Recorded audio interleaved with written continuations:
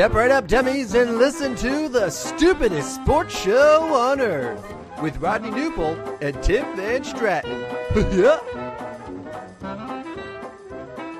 Well, hello, dummies, and welcome to episode number 30 of the stupidest sports show on earth. My name, of course, is Tim Iron Mike Van Stratton. With me is Rodney Newpol from his well-lit back alley. Rodney, how are you today? I'm good, man. I was just telling you before the show, like, I'm so tired of being cold already.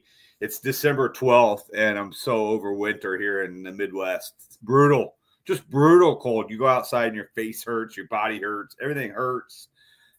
Anyways, should be a nice fiery weekend of sports before we get to the college football playoff next week, which will really heat it up. But I'm doing good. I'm doing good, man. Thanks for asking. So for those who don't know, Rodney is, if given the option, he would wear shorts 365 days a year. Yesterday, 12 degrees, snowing, wind chill. Was it a shorts day? I had him on for a while. I went out last night. We did the whole go see Santa at Bass Pro Shop and see the lights and all that stuff last night. I wore pants. My son, my 13-year-old son, who obviously wants to be just like me when he grows up. I don't know why, but he wore shorts last night. His mom finally got to the point where she said, I don't care what you wear, Jonah. I'm not going to fight with you on it. And he wore shorts last night, but I got pants last night. It's always so weird, like how people, and I find that it's more of a man thing than a woman thing. Like our aversion of wearing clothes that are actually proper for the season and the temperature and the climate. Because I'm guilty of doing the same thing. I'll wear long pants in the summer, and then the fall it'll be 48 degrees outside. I'll be like, you know what? Now is the day to wear shorts. I don't understand it. Yeah, something's not wired correctly, especially in me. I don't get it. But yeah, like I'm just not comfortable wearing pants all the time. I want to wear shorts, man. But it's awfully tough right now because although my legs don't get cold that often, it's just my fingers on my face. Yeah. And that's really annoying. So yeah, it's cold. It's like 12 degrees this morning. A good set of gloves will go a long way. But really, like, there's not much you could do with the face when the wind chill is coming at you and it's just hitting your face. It's just that is worse than death. That is worse. Yes, it is. It is. And like you try to turn your body to not face the wind, but it's still just burning on your face. And yeah, it's pretty brutal. It's brutal. Yeah. You know what else is brutal? Oh, I know. That Thursday night football game. That was brutal. So bad. Real quick, before we discuss that, a reminder that you could follow the show at Stupid Sports Show on Twitter. See all of our tweets. It's where you can watch us live.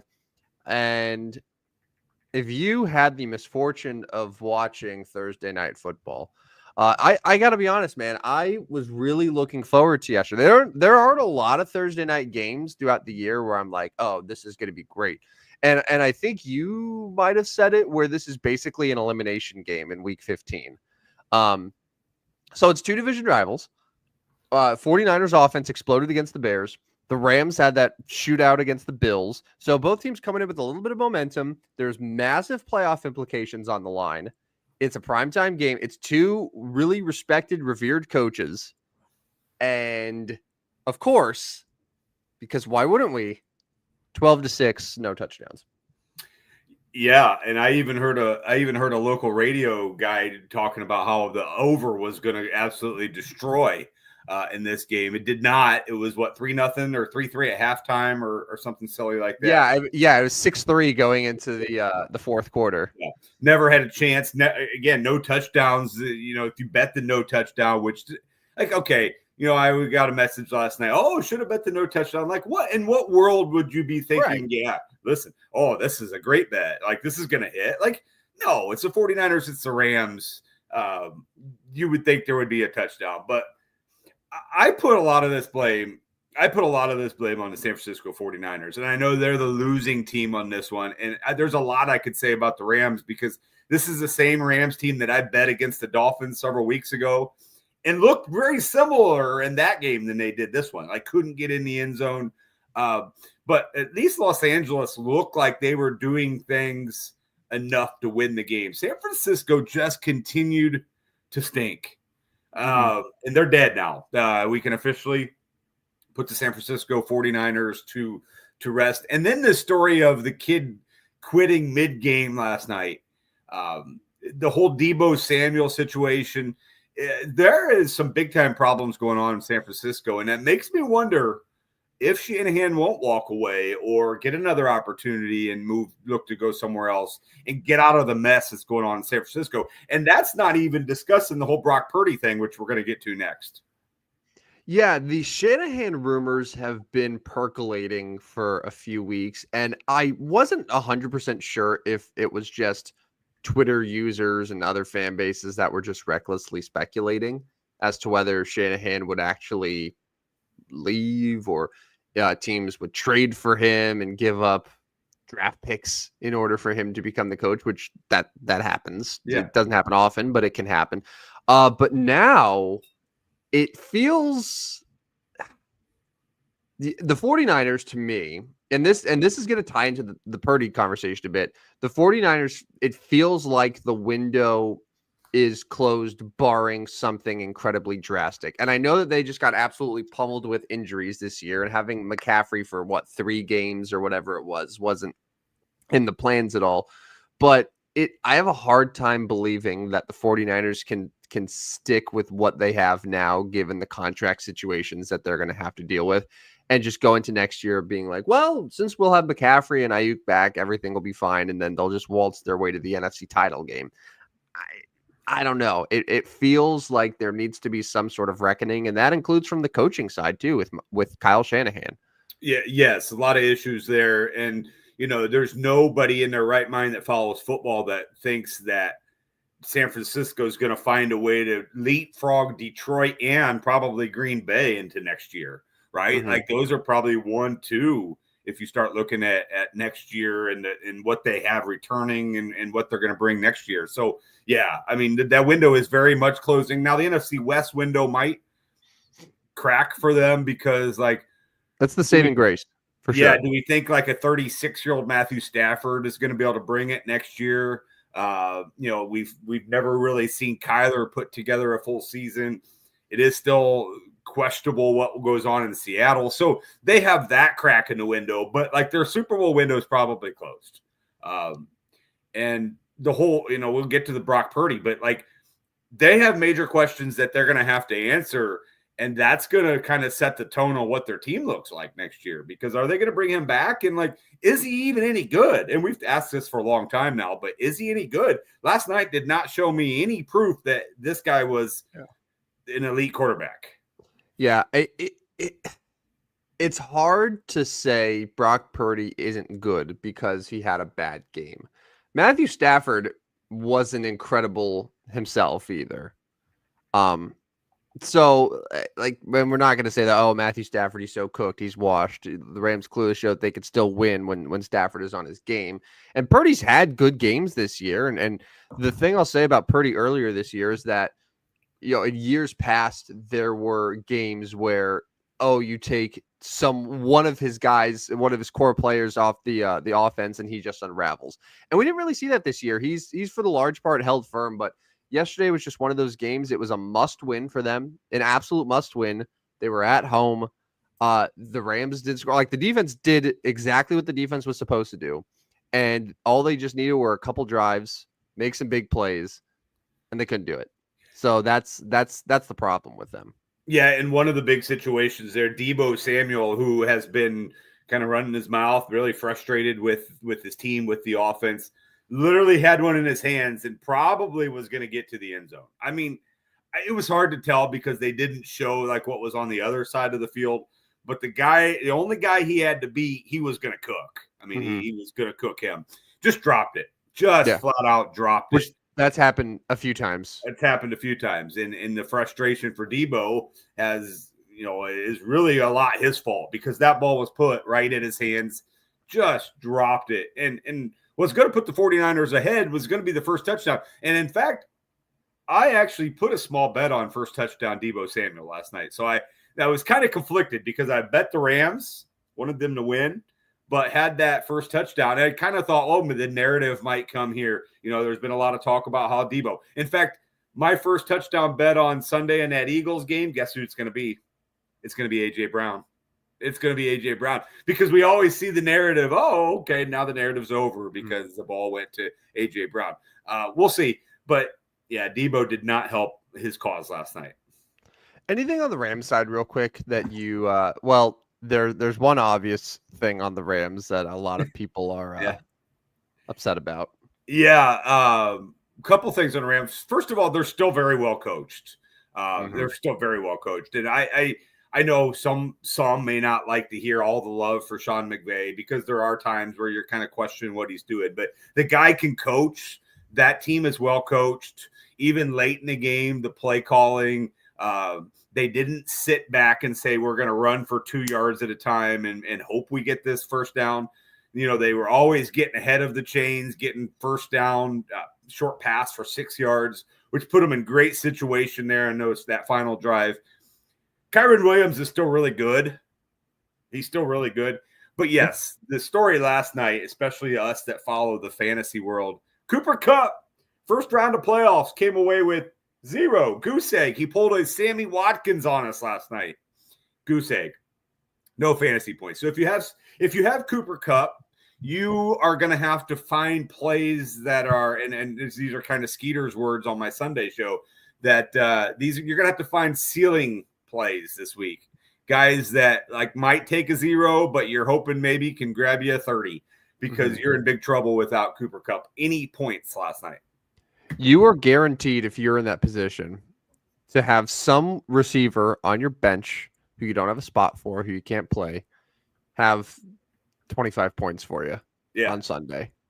Just because Cooper Kupp took that 0. That's just the fantasy law of averages. That's how it works. I don't make the rules, but that's just the rule.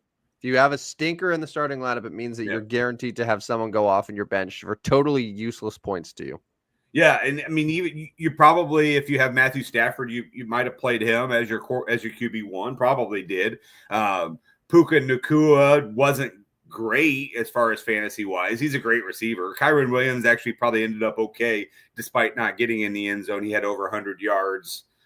George Kittle was okay. I mean, he had a few catches, didn't get in the end zone. Probably the other guy for San Francisco, the third receiver. Why am I blanking? Jennings? Yeah. I had like 5 points, so not much. Ricky Pearsall, a couple catches. So, yeah, I mean, you played Rams 49ers, and you probably played Rams 49ers because you looked at that game and were like, yeah, I might as well get them in my lineup. It's probably going to be a high-scoring game. It didn't work out for you. There was no reason, even though there was some rain that came about later in the game, there was no reason at all to fade that game, to be afraid of any of the players. No, because it was, I mean, it's Puka Nacua, it's George Kittle, it's Deebo Samuel, it's Kyron Williams, it's Cooper Kupp. A lot of names there. Even Isaac Guerrero. Value-wise, you want him on your team. So it's just one of those things. Welcome to the NFL. This will happen from time to time. It's not fun. I found it interesting. There was talk that Guerrero may not play in that game. And not only did he play, he like literally never came out of the game. They did not even use Patrick Taylor, the second guy, who, you know, there was some talk about, hey, maybe you want to grab this guy. Maybe DFS formats, he's a cheap play you can use. He's going to get some run. He got nothing. Isaac Guerrero literally took the whole backfield last night. And I don't know, maybe, and I don't think Guerrero was the reason. He's not the reason they lost, but maybe a fresh running back may not have been a bad idea every once in a while there, Shanahan. Anyways, now you lost. I mean, long of 16 yards. I mean, maybe a fresh running back is able to break through for a little bit more. You always wonder. But then we're talking about the 49ers' fourth string running back being that huge of an upgrade for them at some point. Yeah, no, I'm with you. I'm with you. And I mean, I'm just trying to help Shanahan in his I'm sure he's listening right now. I'm trying to help his diagnosis of what went wrong last night. Maybe you needed a fresh running back there, Kyle. I don't know, but your team is now toast. You're cooked, and you had a player quit on you last night. And that's interesting to see what's going to happen in that story. I mean, I think he's gonna get cut, right? Like Mm-hmm. you don't play like we do that at our job. It's insubordination, and we lose our job, right? I mean, I don't. Yeah, And I I guess mean, in the situations I in don't know what Green the Bay. Go yeah ahead. what the reason was, and maybe depending on the reason, that will save it. I mean, maybe the coach extends some great. I don't know. Maybe I'm just looking at it through rose-colored glasses here. But if it was just straight up, I don't feel like playing. Uh, I'm taking myself out of the game. It's not just a thing of, oh, you should get cut. It's insubordination. It's you got 52 guys on the team who are never going to respect you or your work ethic again, Ever. because it's you don't think that any of those guys have had those same thoughts before, because they're in pain every single day just from the season, but they wouldn't quit because that's not how it works. It's you are a brotherhood.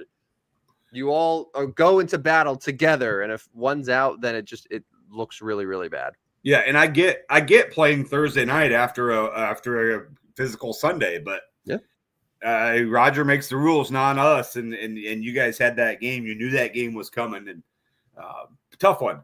But I'm ready to move on from that garbage game last night. Yeah, just one more thought about the Rams here, which we've talked a lot about. So the Rams started the year 1-4. Yeah. Since then, they've gone 7-2. They've had wins over the Vikings. They've had wins over Buffalo. They've had wins over San Francisco. They end the year at the Jets, which, I mean, the cross-country road trip is always a little scary, but in theory, they'll be favorites. Then they're home against Arizona, week 17. And then this is the fun one, Rodney. And this could be, depending on how things shake up, this could be the Sunday night game, the last game of the season. Seahawks at Rams, SoFi Stadium, potentially for the NFC West. Yeah, and I'm betting the Rams in that game. But as high as I have been on Seattle with the Packers, with the Vikings, at the Bears on short rest Thursday night football. So, okay, yes, it probably will be for the NFC West championship, but who's to say the Rams won't already be a game up at that point? And then, then it comes down to Seattle's trying to tie it, because, I mean, the Rams beat them the first time. I don't know what that second tiebreaker would be if Seattle and the Rams tied in the series and tied in the stadium. Is it conference record? Yeah, probably something like that. But it might come down to that, because is Seattle really going to beat Green Bay, Minnesota, and Chicago and continue their 4-game winning streak and make it 7-game winning streak heading into that game? I'm not convinced. And I've been as high on Seattle as anybody probably. I'm not so sure that's going to happen. But that could be fun. That could be fun to see NFC West title game.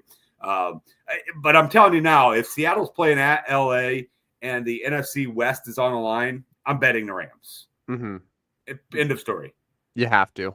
You have to. I mean, they're going to be 4.5 point favorite. Probably. My first thought was 3.5. Yeah. Yeah. But I'm taking Matthew Stafford, Puka Nacua, Cooper Kupp, and Sean McVay over Geno Smith. JSN is a great player. Ken Walker's a great player. Zach Charbonnet's having a nice season.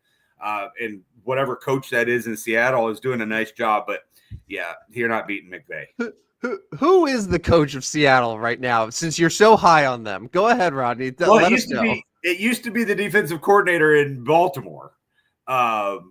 His name is I don't know name, but he used to be the defensive coordinator. And the Baltimore defense has been atrocious since he left, and the Seattle defense has been good. But name is escaping me. Is it McDonald? Is it Mike McDonald? Right. Mike McDonald. Yes, Mike McDonald. That's his name.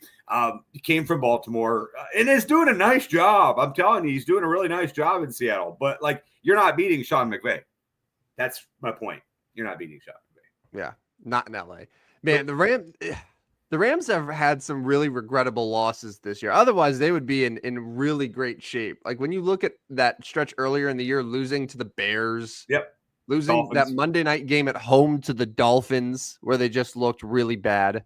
I'm sure they're just shaking their heads at being in that position. But They're playing really well at the right time now. And what amazes me about the Rams, too, is that it feels like they can win in so many different ways. They can get into that 44-42 shootout with a team like Buffalo, or they could just slog it out and score 12 points, kick only field goals, and still win. Like that. That's the part that's scary to me.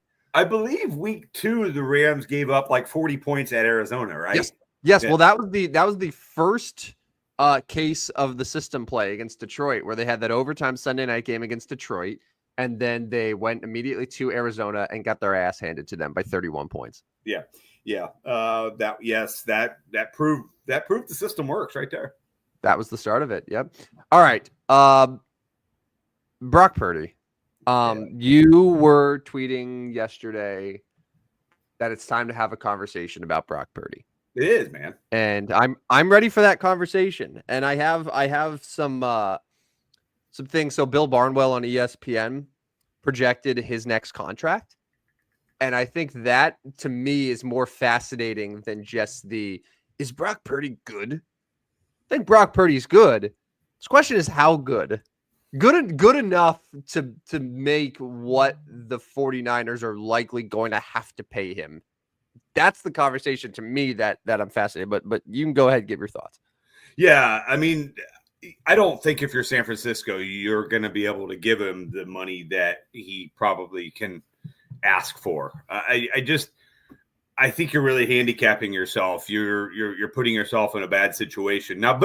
And then my next question is, like, who is paying that money? Like, what team's going to go out there and be like, yes, we're going to go. We want him and what he is projected to be worth. So, like, what's going to happen with Brock Purdy? Is he going to take well below the value that he's projected to get to go somewhere? Is he now going to become a backup again?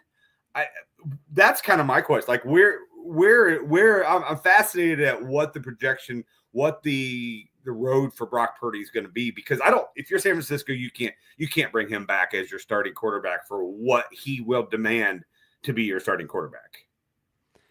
Yeah, over the summer, Barnwell suggested that a Purdy deal would come in. It would end up, and this is probably what Purdy and his agents are targeting, because as we know, in the NFL, every quarterback that is eligible for an extension, their goal is always make me the highest paid quarterback. Yeah, it's Trevor Lawrence, then it's Dak Prescott, and it just keeps going up and up and up. Purdy, given just the resume of the number of wins on his schedule in his career, nearly won a Super Bowl less than a year ago, right? These are all things that you have to factor in. The suggestion was coming in ahead of Dak Prescott, who is making just north of $60 million a year. It would be about 5 years, $235 million, $65 million per year. That's likely what Purdy and his agents are going to be targeting. Now, the 49ers can do that. But what would happen is, as a result, it would lead to a couple, maybe even a few of their key pieces getting restructured or probably just outright released. Deebo Samuel is one of the options, who's going to be 29 next year, who you would save about $17 million combined over the next 2 years if he was cut. That makes sense, especially with Jawan Jennings now taking that leap this year. And then another one, Javon Hargraves, Pro Bowler on the defensive line, where they already restructured, and I think that it could lead to a cut as well. So, like they could, but it would take sacrificing some of that talent, and that's what I'm saying. How much are they willing to sacrifice from other pieces on their roster in order to make sure that they have Purdy locked down, because he's still young. Yeah. Yeah, and if Shanahan is there, then you know that they can remain competitive. But it's a question of what's their ceiling. Is it Super Bowl still? Yeah, and I mean, then if it's the other side, if it's San Francisco saying, yeah, we're not willing to pay Brock Purdy, like, what is their plan at quarterback? Yeah, that's what is the plan then? Because who's their current backup? Right. That's the question. Is we don't know. So obviously he's not in the plans to be the starting quarterback. Well, we just saw, is it Brandon Allen? Is that who it was? Because he was in that game against Green Bay or Buffalo. So but they're not serious about going forward with Brandon Allen. So what is their plan? And they're going to be a middle pick in the draft. They're not going to be a high pick. They're not going to be a super low pick. So like you're not going to go get a starting quarterback right now in the draft. No, it's probably veteran bridge, similar to what Minnesota just did with Darnold. Is it the same? So do they bring Sam Darnold into San Francisco? There's a familiarity there. He was already there, so Shanahan knows him. Yeah, I mean that's the guy. I mean Sam Darnold is going to be looking for a contract, and I don't know if it's going to be Minnesota. I don't think it's going to be Minnesota.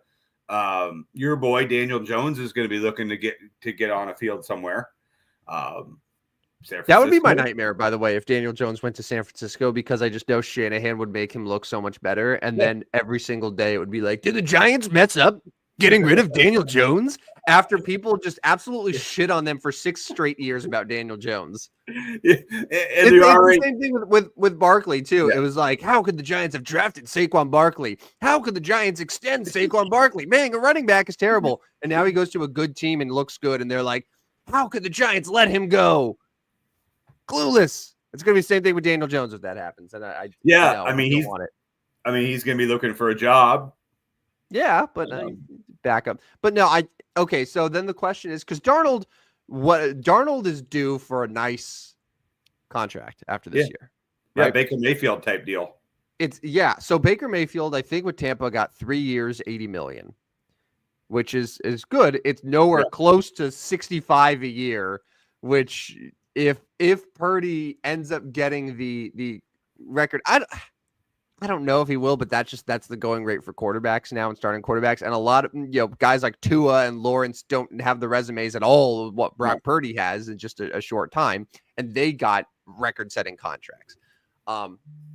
So it's a question of, is it Purdy for that much money and you keep the continuity and you know exactly what you have, or is it we're going to throw 26 a year at Sam Darnold, draft a quarterback on day 2, and there are a lot of quarterbacks in this draft class that are kind of quote unquote in waiting, or that are raw, that have potential, that I don't know, and maybe they don't even have to draft one this year, because I mean Purdy's still under contract one more year. It's not like he's going to be a free agent. So in theory, well then Darnold wouldn't work then unless they got rid of Brock Purdy, unless they traded him.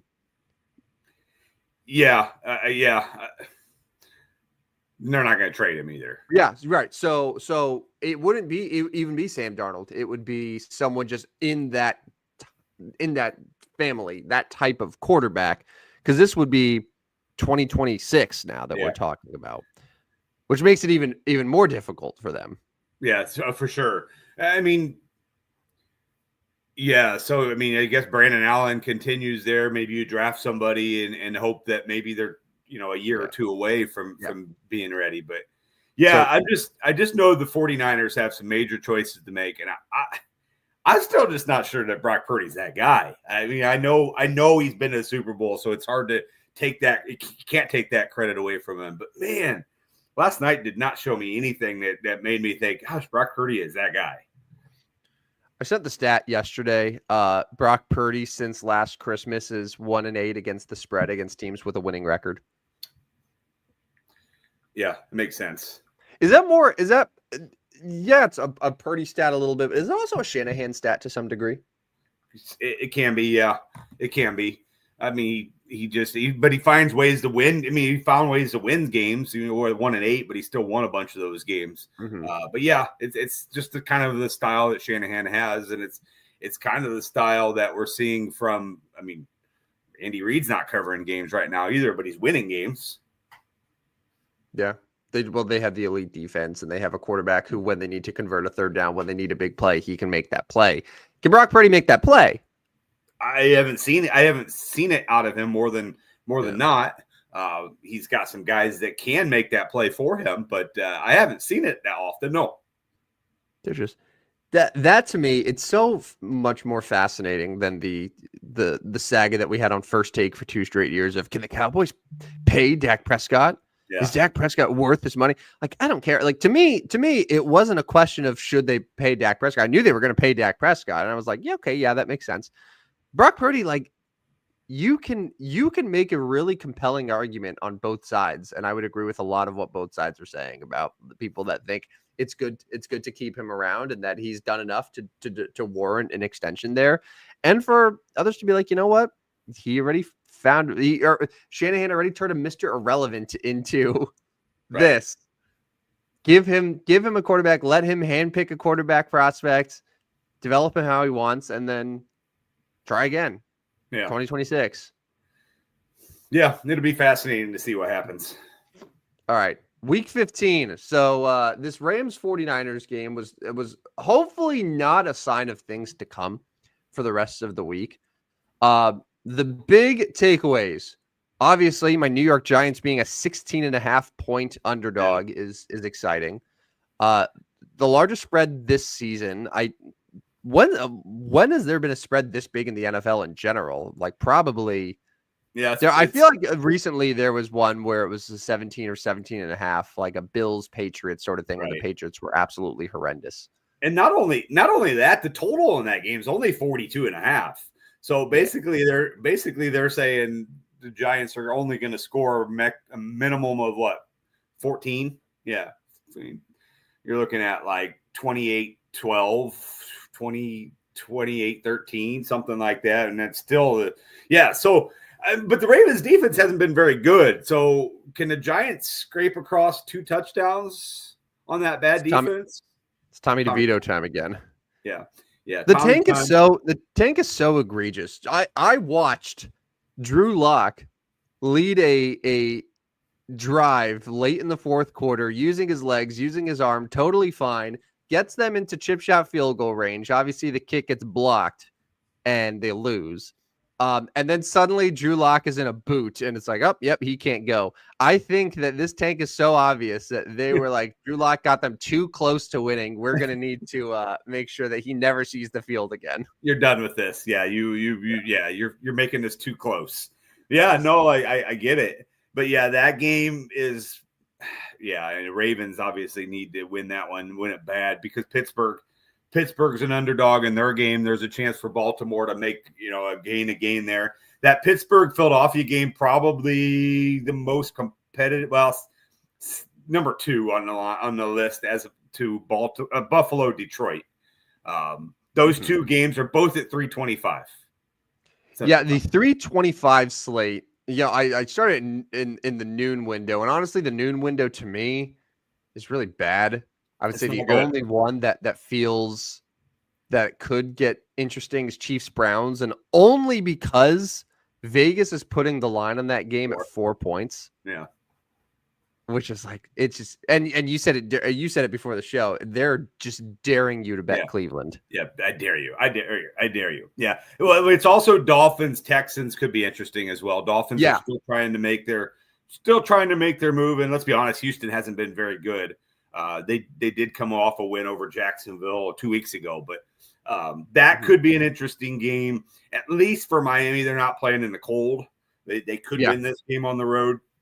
It's a must-win for them. Yeah. And then your Cincinnati Bengals are in a must-win game as well. Their 8th of the season, their 8th must-win game. They finally got one last week in Dallas. But their asses are going to lose to Tennessee. Bengals are at the Titans. Bengals are at the Titans in a must-win game there. I'm just trying to, look at the totals. 46.5. So like last year, we started getting a lot of those games into the 50s. And I feel like that number is going well down this year. Maybe it's defense, or now we're running the ball more. I know the sexy play has been let's run the ball a lot. So obviously time goes a little bit more there. But Miami, Houston, 46.5. Cincinnati and Tennessee, 46.5. Yeah, that's the second highest, because the Bucks Chargers is 45.5, Packers Seahawks 45.5. The Monday night games are 43, 44.5. And then the Bills Lions just comes out of nowhere, 54.5 points. Yeah, 54.5. And we're going to get to this one more in the best bets for betting. A very good game. Obviously a very good game, and a second in a row here for Buffalo at 10-3. Their chances of being the number 1 seed in the AFC are probably about done. And it would be done if they lost this game to Detroit. They would essentially be, if Kansas City can beat Cleveland, it would be 3 games back. They're not catching there. Buffalo, So how much does Buffalo really have to play for then? I guess the 2 seed is a big deal because now you're hosting in that second round matchup. But like they're already going to playoffs. You obviously don't want to lose anybody to injury. You have the Patriots, the Jets, and the Patriots after this game, right? So like even if you lose this one to Detroit, you're 10-3. You've got the Patriots, Jets, and Patriots. You can finish 13-3 and still be the 2 seed. But they are coming off a loss, and I'm guessing not going to want to lose 2 in a row at this time of year. So I find that game very intriguing. No. And then on the other side, like Detroit's going to lose at some point again, right? They're playing with fire to me. Yeah, they've won 11 in a row. They just beat Green Bay narrowly last week. I don't know, man. I find that game very intriguing.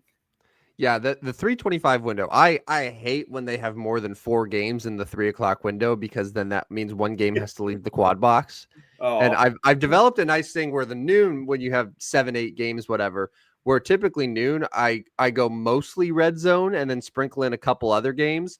But then 3 o'clock window, I put all the games there and I just cycle through and just watch all of them at the same time. Patriots Cardinals has to be the one that gets left out this week because Bills Lions is a staple. Steelers Eagles is a staple. I love Bucks Chargers. I'm incredibly fascinated by Bucks Chargers. And then Colts Broncos is a very quietly good game with big implications as well for both teams. The Broncos are trying to solidify their spot as a postseason team, and the Colts are in that sort of Dolphins category where they're gonna need to win this thing or else that's it for them. Yeah, Colts, Dolphins, Bengals, all can't afford to lose a game.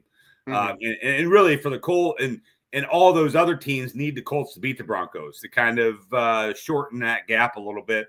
And really, I guess they need Tampa Bay to beat the Chargers too, because the Chargers could still fall out of that AFC spot.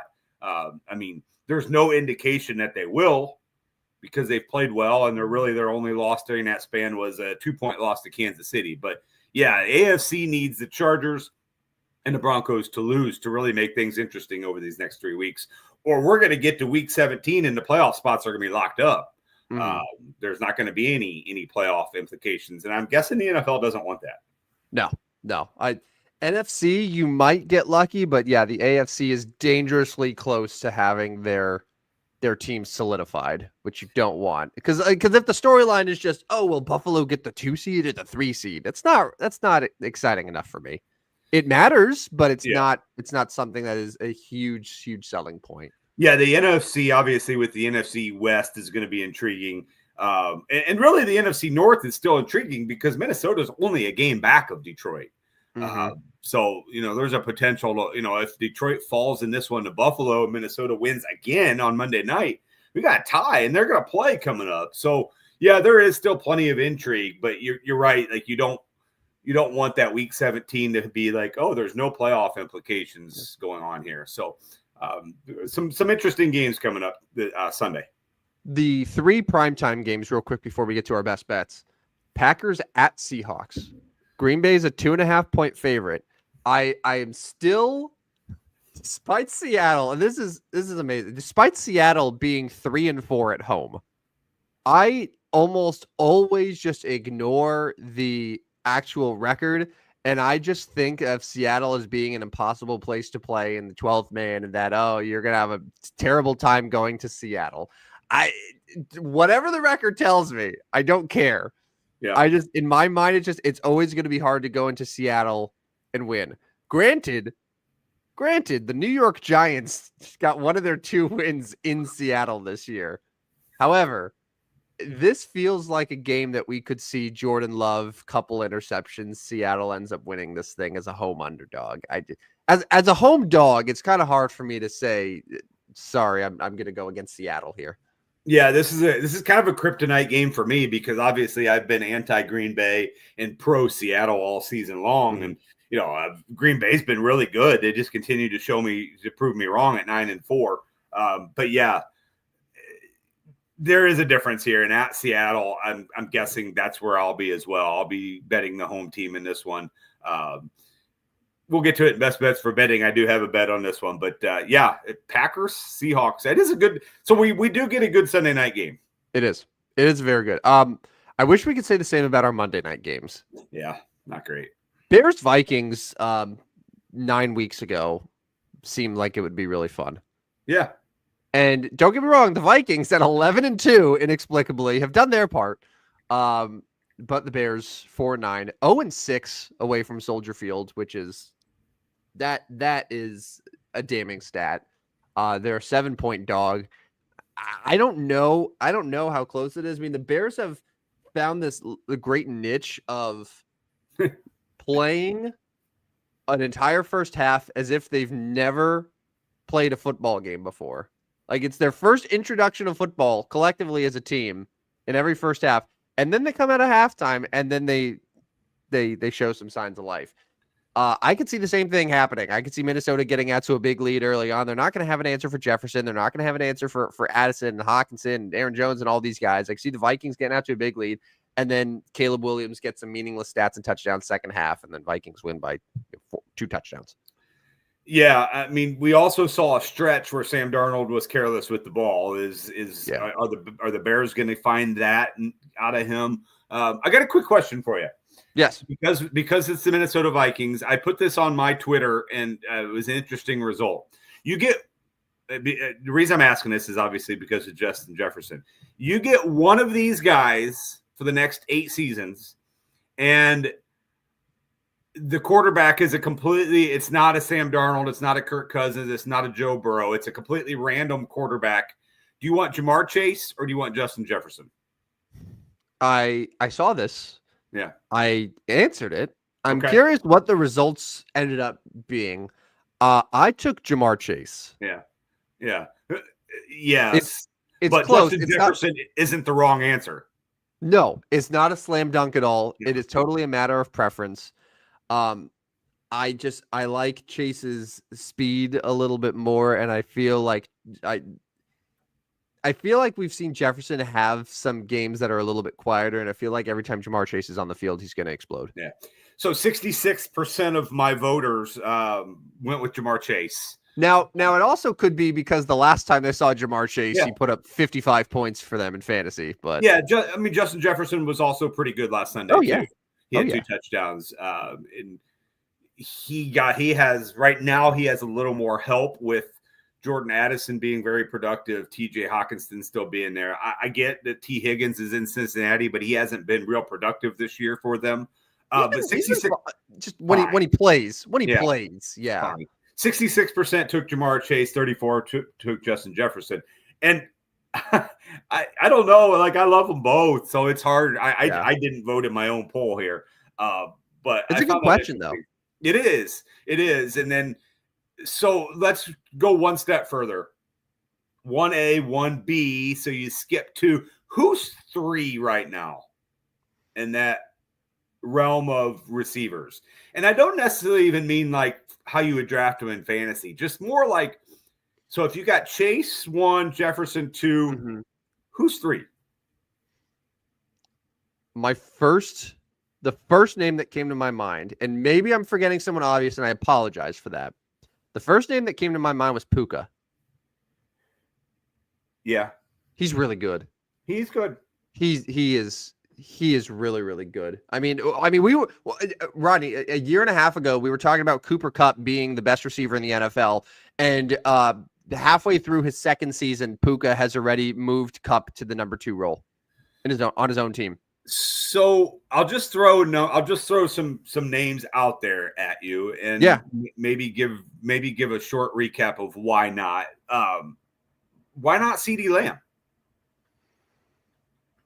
CeeDee drops are one issue with CeeDee. He's really good, but drops, and I feel like Puka is just a better route runner. But I mean, CeeDee's great. Why not St. Brown? Little small. Yeah. And I like receivers that have a little bit of size that can go up and get it like Chase can, like Jefferson can. And has a lot of, not his fault, has a lot of weapons to distribute the ball to. Yeah. Oh, I mean, if Brown was by himself, that's the thing too. It's if he was the alpha number 1 option on an offense, like if you swapped him and Jamar Chase together, like would you see the same thing with St. Brown? I don't know. It's very good. It's a very good receiver. But So one more I'm going to throw out there, and he's not number 3 right now, but can JSN get to a number 3 in this league, number 3 overall in this league? Like he's not he's good. He's really in good. receiving yards right now. No, I know he's really good. I don't know. Yeah, I mean he's 22 years old. He's obviously the number 1 there in Seattle. He's taken over for DK Metcalf. He's obviously blown away Tyler Lockett. I'm just looking at these receivers. You know who we're forgetting about too?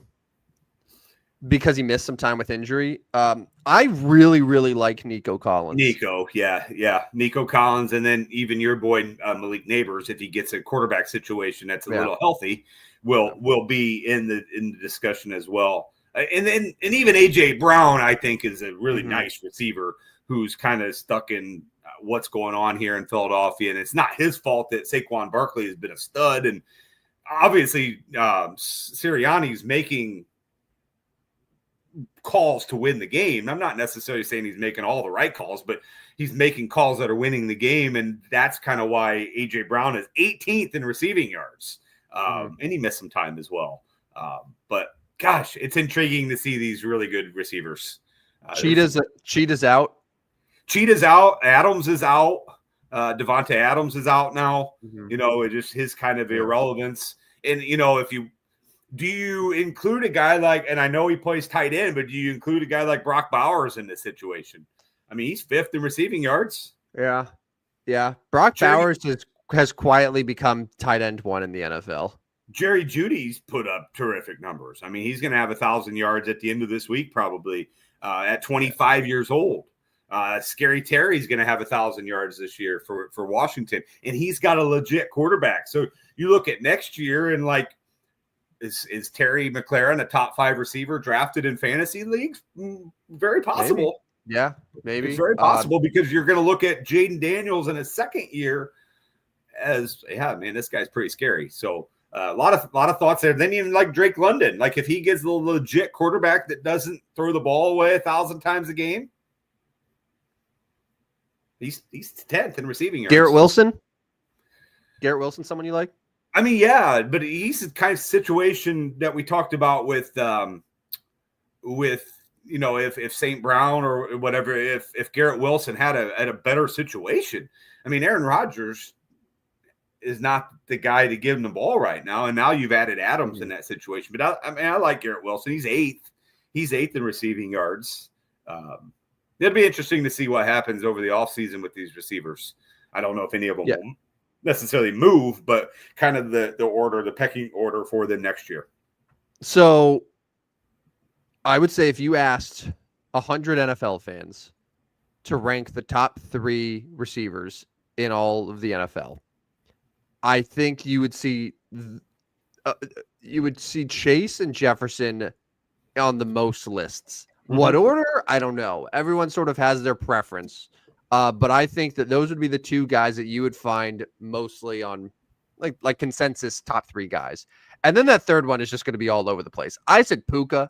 He's been super impressive to me. And even yesterday in a game where no one was scoring, where no one was doing anything, the guy still ended up getting 7 catches, close to 100 yards.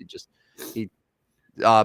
Who is your 3 right now? And you don't have to give a full explanation unless you really, really want to, but I still think I go CeeDee Lamb. I mean, I do. I think he's got all the tools. He's that guy that can be the Jefferson, be the Chase. Obviously, his situation hasn't been real good. Drops have been in play for him as well. But I probably go CeeDee Lamb. Puka's right there. I could go either way, but probably 3-4 would be Lamb and Puka for me. Mm-hmm. We are in good hands with wide receivers, though, in the NFL. We know that much. Yes, it's a healthy dose of receivers. All right, let us wrap up the show, our 30th show with best bets for betting. Rodney is coming in with an impressive record, slaying the odds makers, 33-20-2. Me, despite going 3-1 last weekend, the record's still bad. We had a stretch middle of the year, like a 6-week stretch where we just couldn't win anything, but I feel good. Feel like we're back. We needed that humbling experience to turn things around, right the ship. So lead us off here. So my first one is going to be this big Army-Navy game on Saturday, coming up tomorrow in Landover, Maryland, a CBS game. I've liked both these teams this year. Obviously, I've used Navy. I've used Army. Navy struggled a little bit as of late. They came off a 35-0 loss to Tulane, did bounce back and beat East Carolina. But I think the run game of Army is going to be too much for them. This Bryson Daly cat, you remember this guy. He decided to sit out one game this year. It was the game. Good thing we didn't bet hundreds of dollars on it. That and the Jets beating the Texans. Like, how in the hell does this stuff happen? Anyways, Bryson Daly is my guy tomorrow. He has ran for nearly 1,500 yards, 29 rushing touchdowns. Army is 6.5-point favorite. I'm going to take them in that game. I take them to cover. They win by a touchdown or more. In the rivalry game over Navy. And thank you for your service to both teams. No matter who wins, you're both heroes. Okay.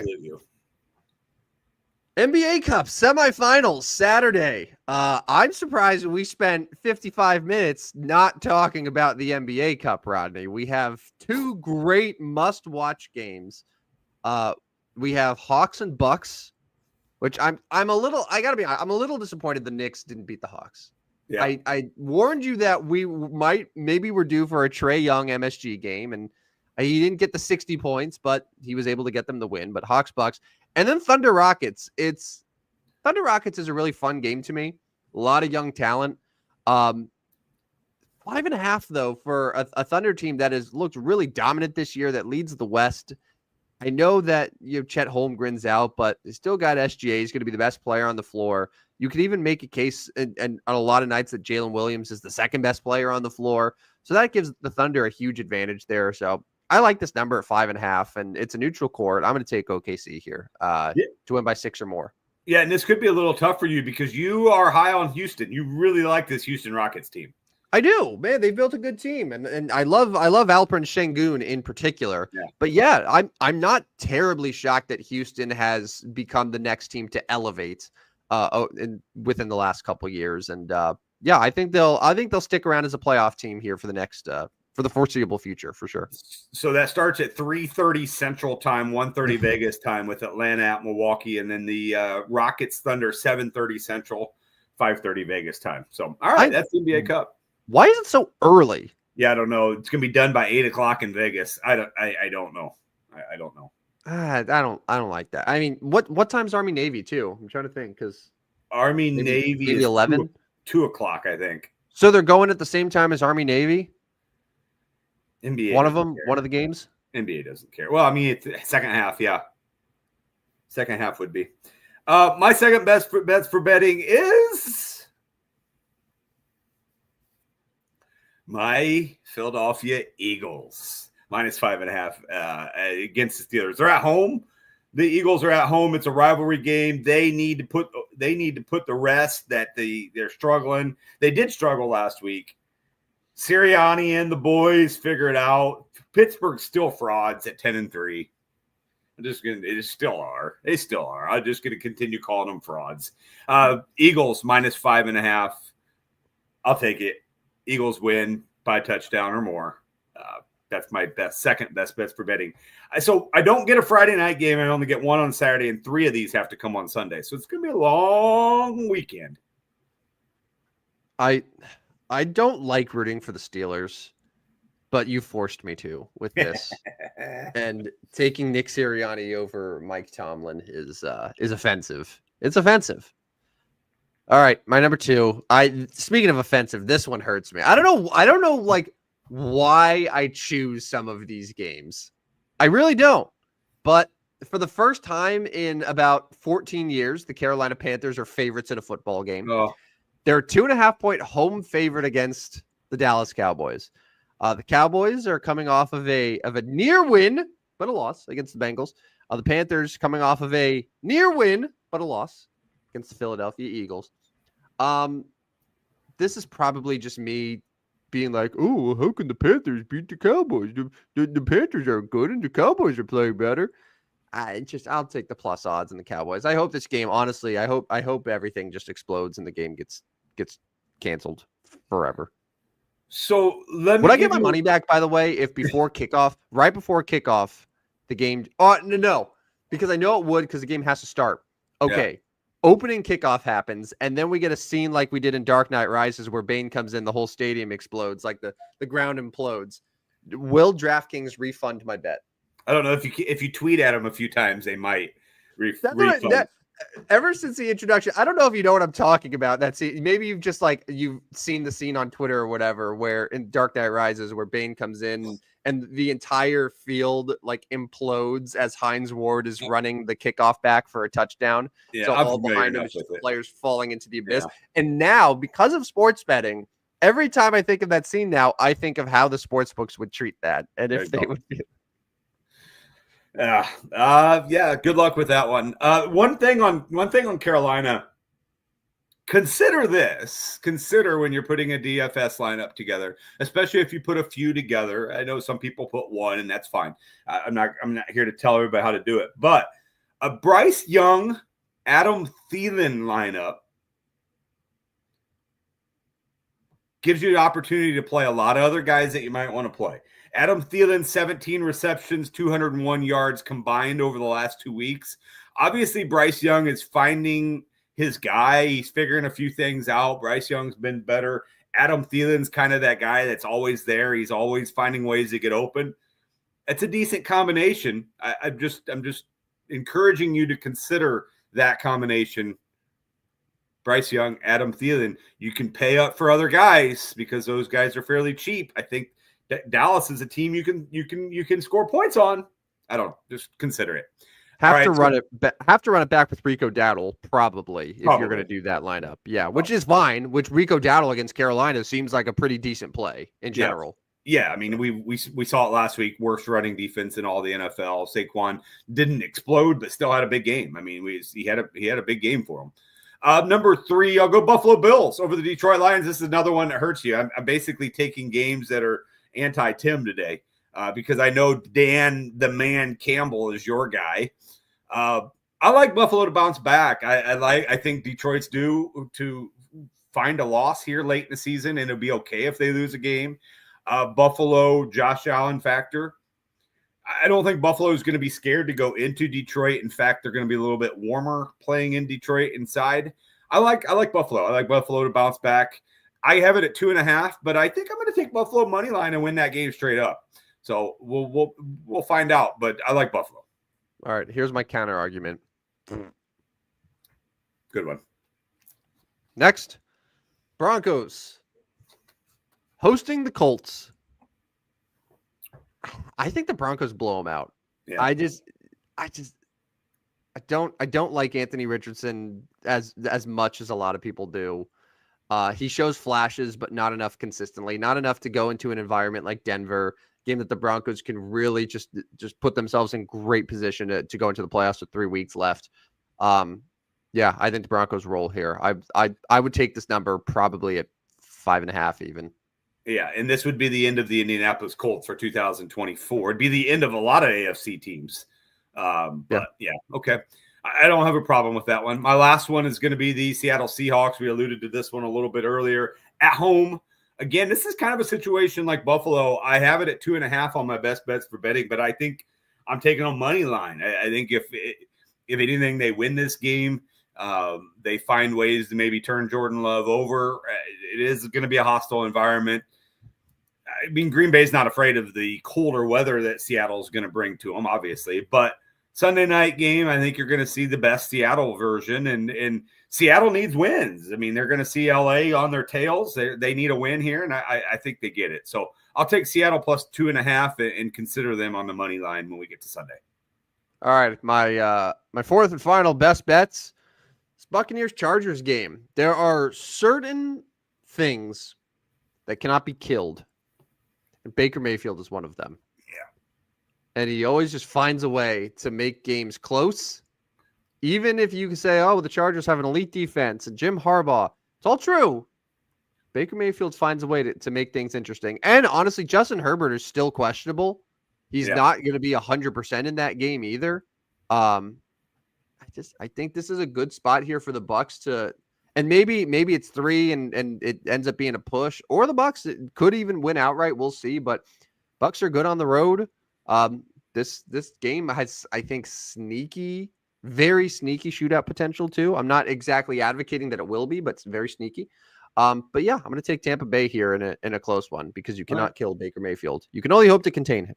Yeah, no, I like that game. It's going to be an interesting game, and I'm not scared of Tampa going to LA. I mean, the Chargers don't have a great home field environment anyway, so that doesn't scare me. I mean, it's still going to be similar type weather environment. Tampa's not afraid. They're going to be fine playing in LA.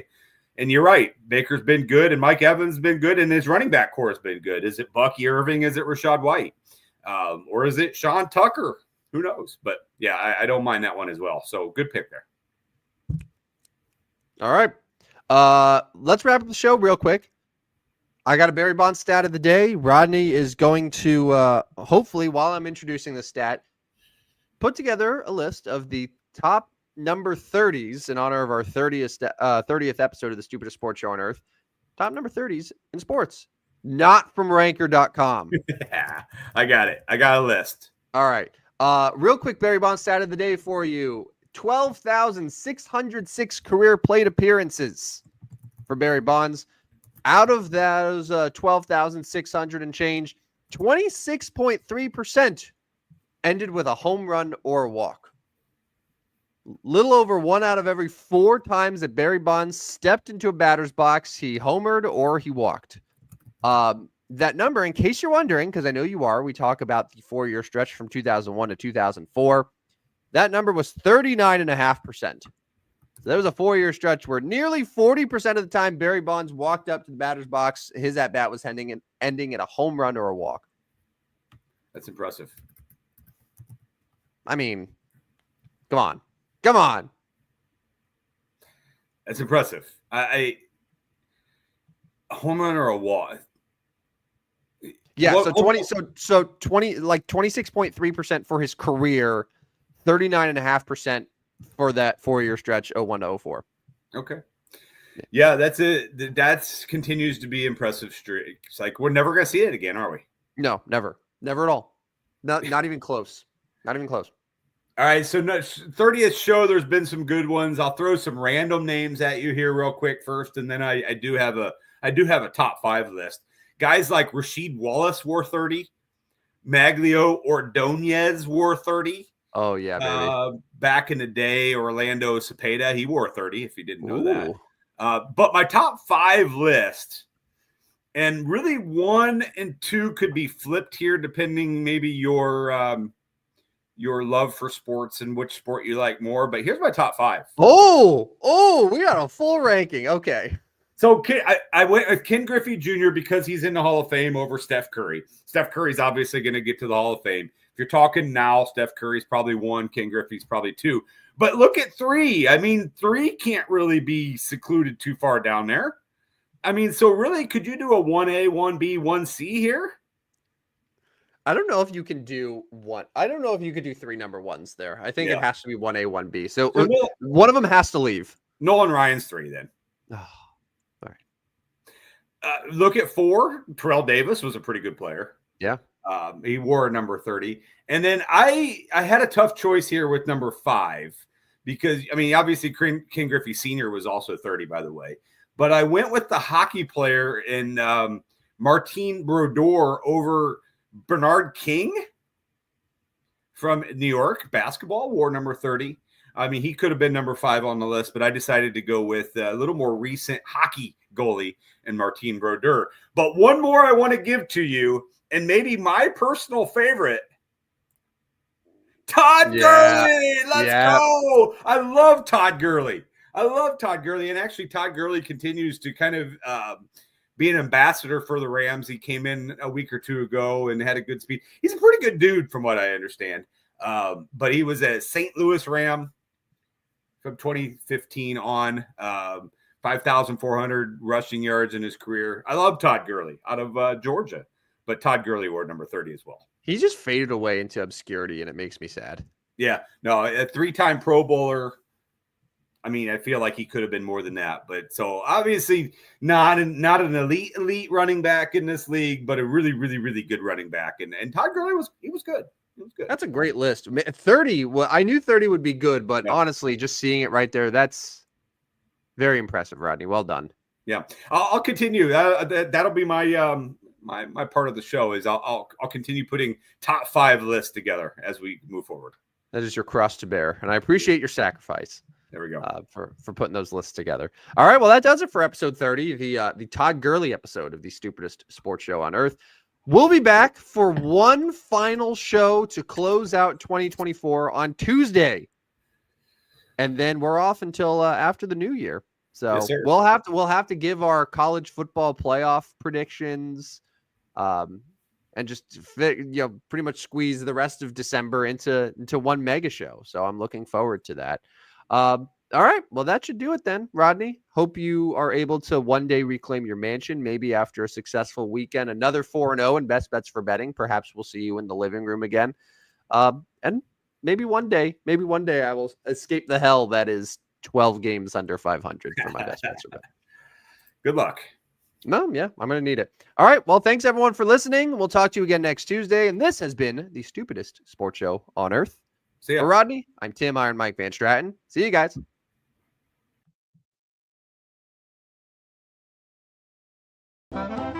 Step right up, dummies, and listen to the Stupidest Sports Show on Earth with Rodney Newpol and Tim Van Stratton.